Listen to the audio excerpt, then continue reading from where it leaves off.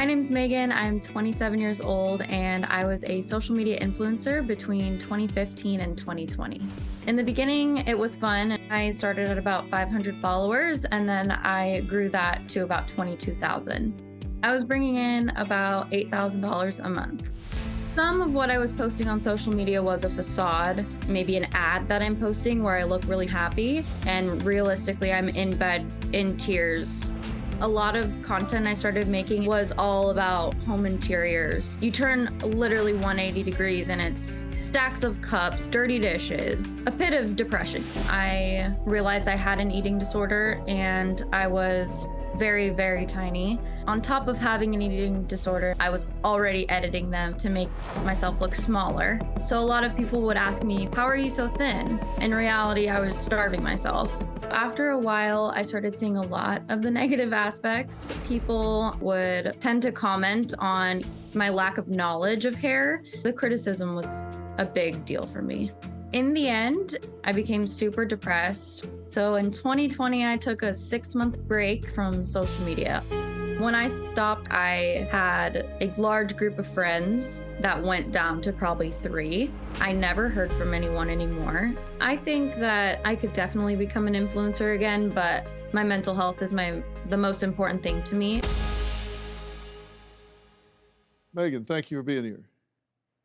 Did it help you to get away from it? 100%. Being able to step away and kind of actually look in the mirror and not look at an edited photo and say, that is me. I was able to look in the mirror at myself and say, this is who I am. And when you were creating these images, did you feel phony? No, I didn't. For the longest time, I did not at all see any problem in what I was doing. The photos weren't extremely edited or photoshopped, but it was taking a toll on my mental health more than I wanted to. And what were you saying to yourself that it impacted your mental health? I think I was just saying to myself, what is this life? It's kind of fake. I had no real friends. Everything was staged. In a sense of, like, I would create this content and I would be so thrilled that I made such a beautiful image creatively. And then people would comment and ask me questions. Is that your room? Is that your hair? Is that such and such? And I would say, yes, it was. But they didn't see the behind the scenes. I asked Talitha if people were comparing themselves to the image and feeling worse about themselves because of it, is that a negative thing? What do you think about that?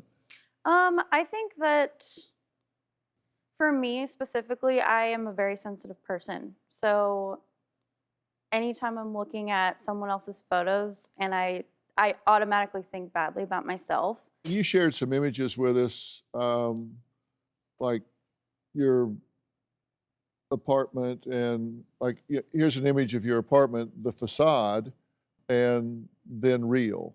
And then you showed us some other things like your bedroom and then how it was for real. And so you weren't creating things out of whole cloth, but you were manipulating the images. Oh, yeah, 100%. So I remember exactly that date that I took that photo, and I was in the most depressive episode. I was suicidal. I didn't want to live anymore, but I had a job to do, and I needed to post an image that captured a product in a photo. And I posted it with a really fun caption, and no one knew how bad it was. Yeah. Do you have a story or a question for me? Click the link in the description and tell me what in the world is going on.